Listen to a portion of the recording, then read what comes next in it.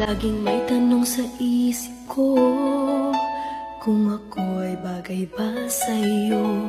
Bakit ganun lagi kang alaala ko? Nalalaman ko na di ako ang tinitibok ng puso mo, ngunit umaasa na mapapansin mo.